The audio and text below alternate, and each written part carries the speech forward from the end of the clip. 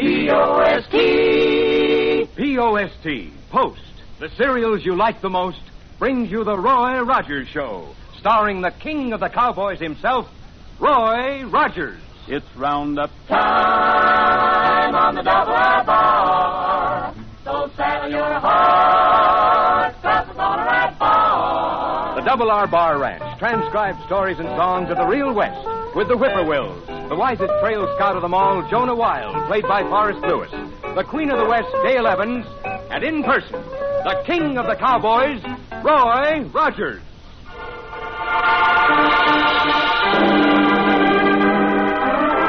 Well, howdy, folks. This is Roy Rogers. Buckaroos, we've got two exciting things to tell you about today. First, there's Post cereal. I'm proud to stake my reputation on them because I know we can count on anything bearing the brand name Post. So as a favor to me, get your mom to put Post cereals on the shelf and try them, will you? The second exciting thing is that our old prospecting friend Murray Boland is feeling a lot better. Dale rode up to the mining camp to see him just a couple of hours ago.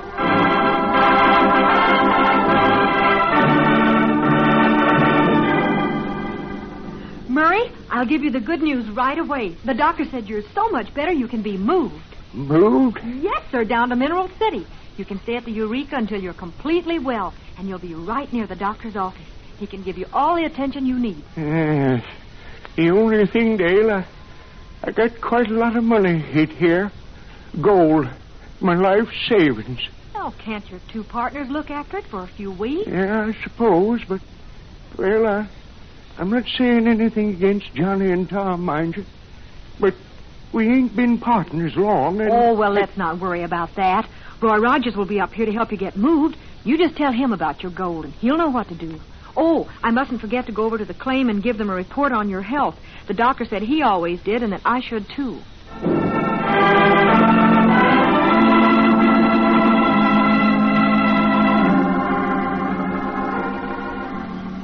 Well, howdy, Dale. Well, hard at work, eh, Tom? Told Murray much worse? Tell us the truth, what the doc really said. Tom, he's well enough to be moved. Roy Rogers will be up this afternoon and take him on into town. Well, that's fine, Dale. Glad to hear he's really better. John and I thought he was worse. We were afraid Murray might die.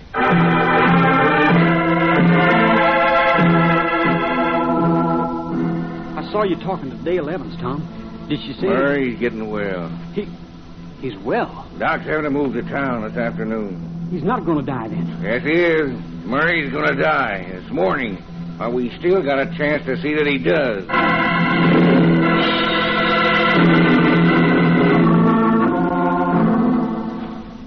I was hoping we wouldn't have to do this, Tom. It's nothing I want to do. We're safe. We got everything worked out.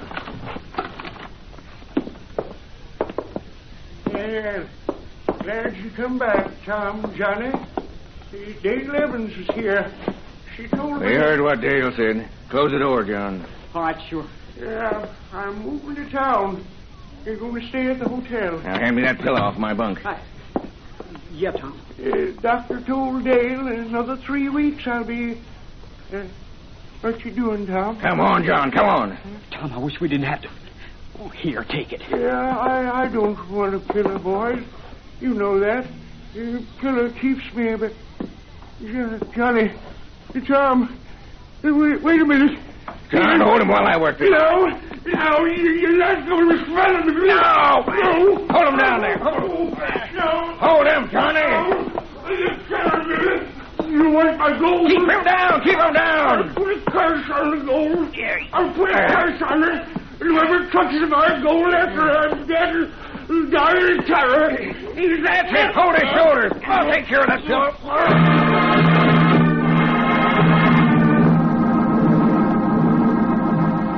Well, job's done. He put a curse on the gold. He said whoever Let's touches go back it... to the claim. When Roy Rogers gets here, we want him to find us working. We can say we don't know about Bill dying. Better not touch that gold yet either, in case suspicion should fall our way. Late in the afternoon, Roy Rogers arrives at the miner's cabin. Dale and Jonah are with him. The air is strangely quiet. A heavy stillness hangs over the miner's dilapidated shack. They get off their horses. walk toward the cabin. No breeze blows, no birds sing. It's as though these three men are the only living things in this wilderness. Roy knocks at the cabin door. Nobody answers. I guess we'd better just walk in. Old Murray's probably sleeping. Yeah, well, nobody ever give me this much attention when I was sick. When were you sick, Jonah? Why, all during my Army career, whenever they wanted to send me into the front lines. Yeah. Old Murray's sleeping. What? Oh, Roy. I'm afraid it's a mighty deep sleep, too. Yeah, you're right, Roy. What do you think we'd better do? It's so late, we'd better wait until his two partners get home and then see what we can do to help him. The two killers have waited at their claim all afternoon. Each passing hour adds to the strain. Now the sun is sinking below the horizon. Dark shadows spread over the wasteland.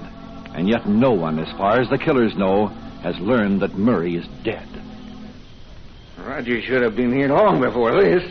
He may have gone to the cabin and found out Murray was dead and left without looking for us. He wouldn't have done that. He'd be bound to tell us. It's dark now, Tom. I wished he'd get here. We can't take the old man's gold till everybody agrees he died natural. They figure he was killed, we can show them the gold. They know there was no reason for us to do it as long as we didn't rob him. What if Rogers doesn't come until tomorrow? And Murray's in the cabin all night. Well, come on, let's go. Not to the cabin. Yeah, we won't light any lights. Just climb into our bunks and stay there. If Rogers rides up late, we can claim Murray must have died while we was asleep. The two killers walk toward their cabin, watching every shadow, every stone, lest someone ride up unexpectedly, and they be taken off guard.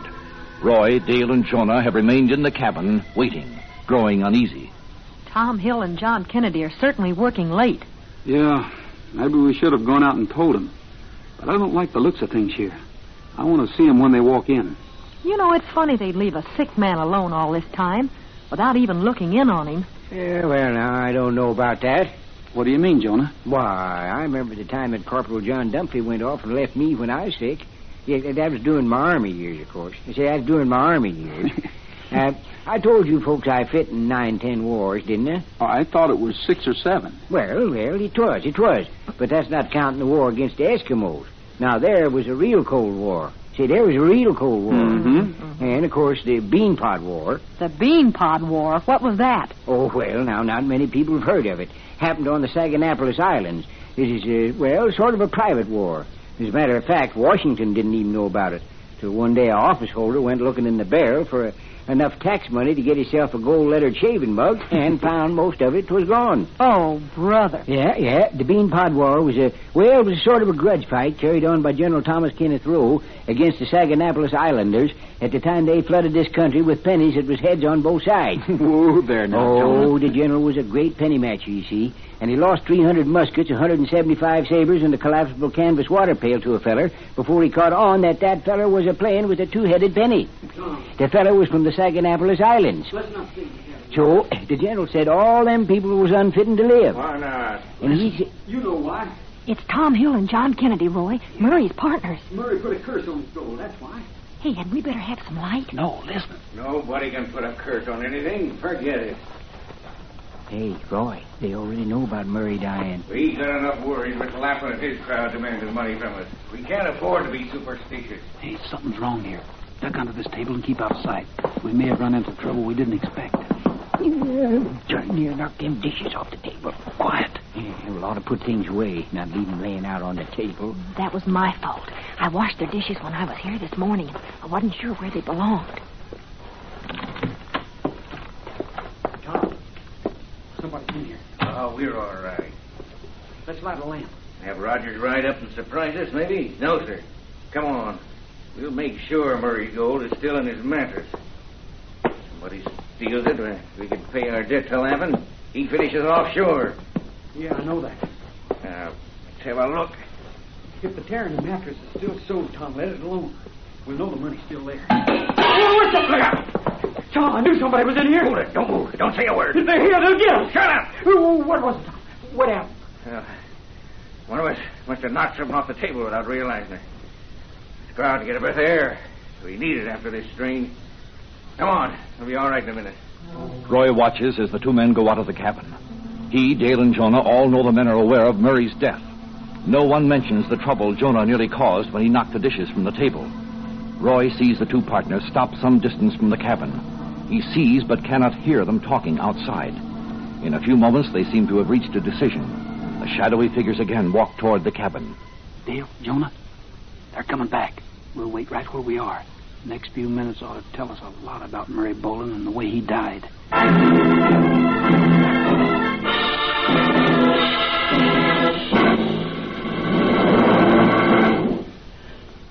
How about 'em, how about 'em, how about those grape nuts? How about those grape nuts? How about 'em, how about 'em, how about those grape nuts flakes?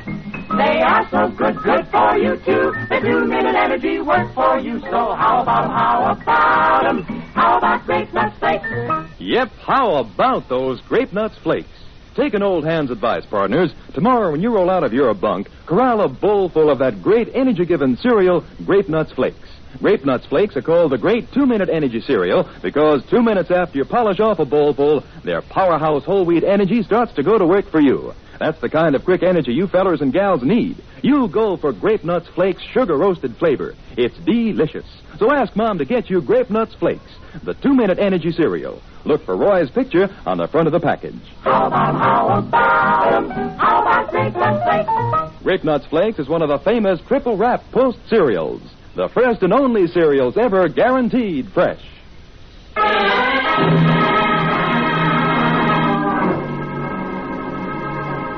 Roy, Dale, and Jonah, waiting in Murray Bolin's cabin, grip their guns tightly.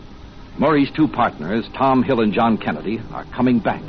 They walk toward the door, warily, slowly, for the night is dark, and they have at least a suspicion that someone might be inside. They step through the doorway. It's even darker inside. Just a second, Johnny. Wait here. Yeah, You hear anything? I thought I did, but... No, I guess not. It seems all right. Ever try that gold? All right, but I don't think it's a good idea. I could reach out and grab the varmint, Roy. Not yet. Be careful. They'll hear us. Murray ripped the mattress on this side when he hid the gold, didn't he? Yeah, but if it's still sewed up, you're not going to open it, are you, Tom? Sure I am. But that'll look bad. If anybody's found out about Murray dying and sees the gold lying out We're there... doing more than opening that mattress, John. We're taking that money. Oh, wait now. Murray put a curse on his gold. As he died, I'm he said... more afraid of Dick Lappin than I am of a dead man's curses. But what if the curse works? Murray said that... John, listen to me. Didn't want to say anything. I know you're uneasy. But somebody's been here. No. Yes, there has. We better take him, Roy. Quiet. There's 2 or 3 people on horses. That means somebody knows Murray's dead. I figure the best thing we can do is take this gold and run for it. If we run, the law will suspect us. I'll take my chance with the law before I'll risk going against Lappin. But if the law gets us, we'll be tried for murder. And in this state, Tom, the curse is working. Murray's curse is working. Shut up and get hold of yourself. We're in this. We got to get out of it. Okay, here's Murray's gold. Let's start moving. Fast but easy. Roy, we ain't just going to let him walk away. They robbed a dead man. If we wait, we may be able to get him for more than robbery. Oh, come on, Roy. A bird in the hand gathers no moss. Let's go. Hold it now. Let's use our heads. Johnny and Tom are mixed up with Dick Lappin some way. Jonah, you and I will head over to Lappin's place. Be waiting for him in case they show up there. I'll go with you, boy. No, I want you to ride back to the ranch. Get Bullet and bring him back here. Put him on the trail of these 2 rattlers. But why? So if they don't go to Lappin's, we'll know where they did go. Oh, sure. But mind you, Dale, don't get close to them. Just find out where they go and hold everything until you hear from Jonah and me. Okay. Jonah, we'd better cut across country and forget the road. That'll get us there ahead of Johnny and Tom.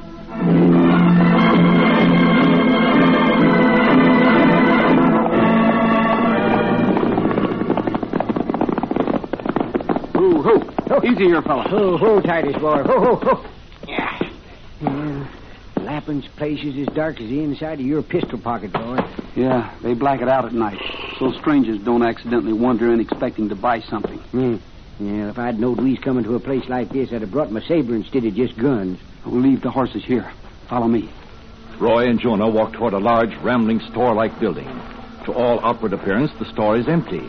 Yet Roy knows it's filled with gamblers, owl hoots, gunmen, men outside the law, for those are the men to whom Dick Lappin caters. He and Jonah halt before the door. Roy knocks.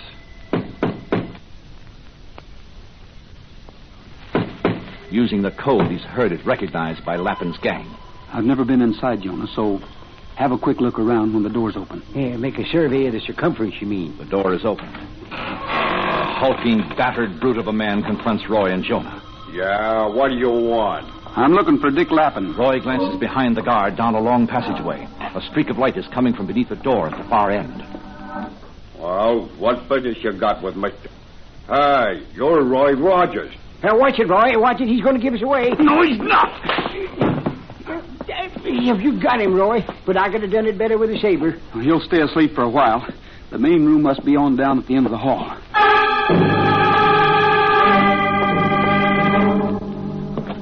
Roy and Jonah walk along the hall, apprehensive, careful. They come to the door at the far end. Roy flings it open. For a split second, he and Jonah stand facing the lighted room. Hard-faced gunmen, outlaws who gather here to gamble, to make plans, to hide out from the law, look up at them. Roy and Jonah step into the room. Hey, Lappin, I'd like to see you. Rogers. A powerfully built giant turns to face Roy and Jonah. The gunmen become silent. They watch suspiciously as Lappin shuffles toward the newcomers. Hey, Roy. Now I'm beginning to wish I'd have brought both sabers. Hurry. Go ask Ken how two outsiders got past him at the front door. Your guard won't be able to answer questions for quite a while, Lappin. What do you want, Rogers? I'm checking on a couple of rattlers, Tom Hill and Johnny Kennedy. They're headed this way. Never heard of them. What makes you think they're coming here? They owe you some money. When they pay, they may let slip that they killed their partner. If they do, I want to be here. Rogers, I don't use this as a place to trap my friends. If you've got anything, got your Ken, take it fire! A gun crashes on Roy's head. Ken, the doorkeeper, recovering fast, sneaked up behind Roy and Jonah. Roy is staggered by the blow, but only for a moment. He starts back. Lappin is moving in. Roy swings at him. Jonah draws his gun. The outlaws come on Jonah. Ken grabs his gun, knocking his hand upward. Shot goes into the ceiling. The others start after Jonah. Lappin and Roy are tangled, battling like two giants. An outlaw sends Jonah sprawling. Now the others are free to go to Lappin's aid. They converge on Roy from all sides. He tries to move, but his back will be to the wall. Too late. A dozen men close in, swinging, kicking. Roy goes down.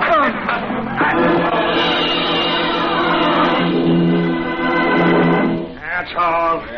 We got him. Thanks, boys.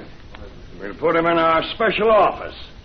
Under the floor until after we've spurted Tom Hill and John Kennedy out of the territory. Yeah, I come back all right, didn't I, Mr. Lappin? It was me that started all this, you know. Don't go away, Ken. Yeah, I done good, though, didn't I? They hurt me, but I come to real fast and started all this.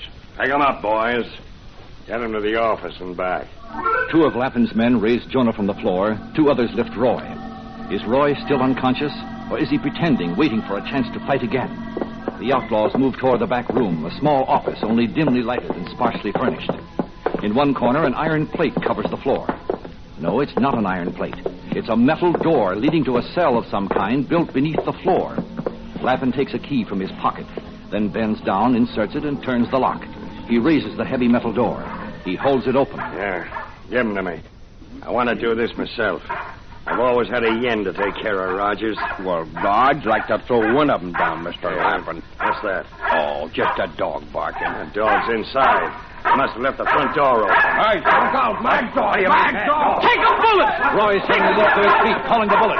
Bullet charges forward, seeing his master and Jonah in trouble. His teeth gleam. Low snarls come from his throat. Get him, Bullet! Get him, boy! Roy! Roy, are you all right? Keep back, Dale! Come on, Jonah, this is our chance to clean up! Bullet leaps at the outlaws, ready to give his life to protect Roy. The outlaws fall back. Again and again, Bullet leaps at them. Roy and Jonah go after them, too. The outlaws have had enough. Even Lappin. Call him off! Call him off before he kills us! Bullet! Bullet! That's enough, fella. Hold it, Bullet. No, boss, Roy. I don't care how much steak is a pound. I'm going to buy that fella all he can eat tomorrow morning. Bullet came directly here, Roy. He came inside. I just couldn't stop him. I'm sure glad he did. All right, Lappin. I want the key to that metal door on the floor. You can't do Give it here. All right, Rogers, take it. Thanks. Now you're going into the dungeon you've got below the floor. You can't do that. I'm locking you down there. Then I'm herding your men to the side room. And I want you to give orders for them to stay there. Because once you're locked up, Jonah's taken the key to the door, and he's riding out of here with it, and he's not coming back. No, sir. Huh? Not coming back? I'm waiting here for Tom Hill and John Kennedy, Jonah. If there's any interference from Lappin's men, then Lappin stays in the dungeon from now on. But if they let me take those two rattlers, I'll send the key back after Tom and Johnny are in the jail. Is that understood? Yeah, all right, but I don't want to. All right. Lappin, get moving. Jonah, you and Dale put your guns on these hombres until I get Lappin locked up. You'd better help him, Bullet.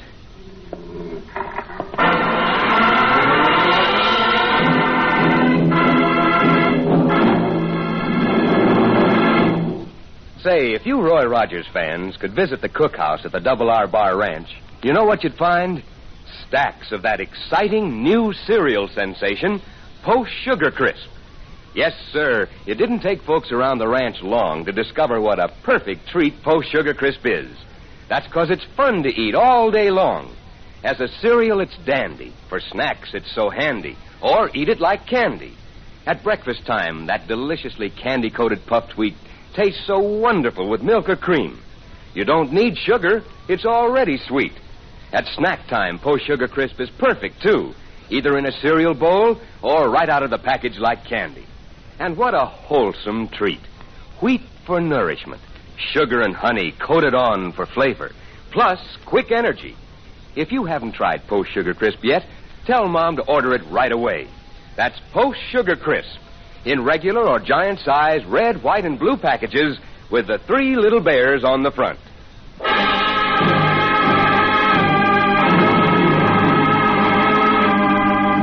Roy and Dale have waited in the gunman's hangout for almost half an hour. Tense, alert, lest the outlaws in the next room decide to make trouble. Now they hear a signal being tapped on the outer door. They move through the dark hall, open the door.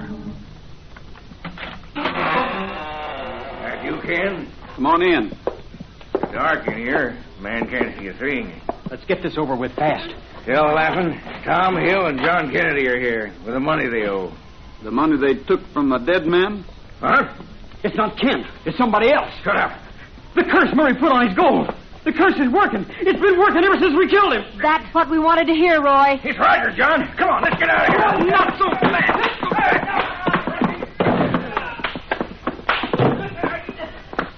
That did it, Roy. You bet. Now they get him over to the sheriff's office and have him sign the confession they made.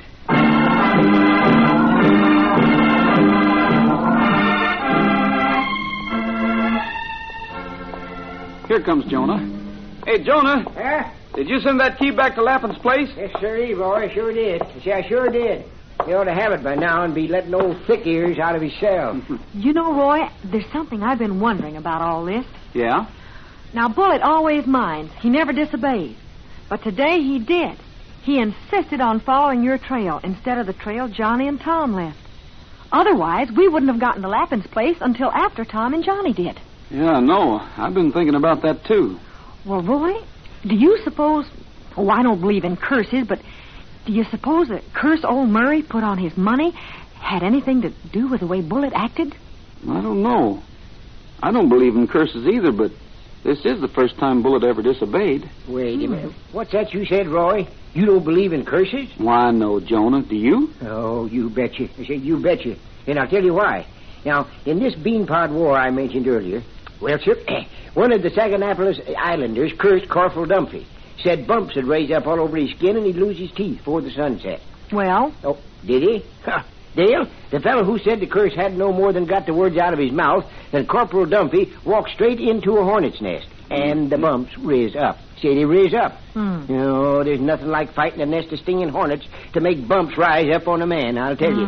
But how about the teeth? You said the curse would... Yeah, well, he lost them, just like the prediction. He run so fast to get away from the hornets, his teeth popped out of his back pocket. Out of his back pocket? Oh, yes. You see, Corporal Dunphy was sort of stingy. He always carried his teeth in his pocket so they wouldn't wear out so fast. Roy, what are we going to do about this fellow? I don't know. I talked to the whale about Jonah a few days ago, and the whale absolutely refused to take him back. So I think I'll see what I can do with an old beat-up mackerel next time.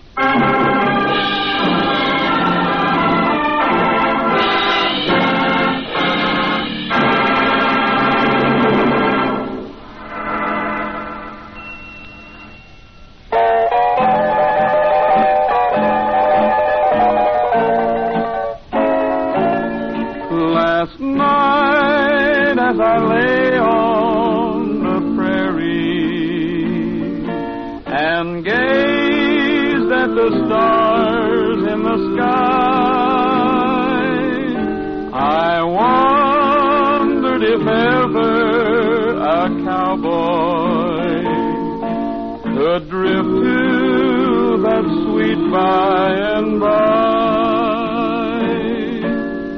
Roll on, roll on, roll on, little doggies, roll on, roll on, roll on, roll on, roll on, little doggies, roll on. They say there will be a great roundup, and cowboys like doggies will stand to be marked by the riders of judgment who are posted and know every breath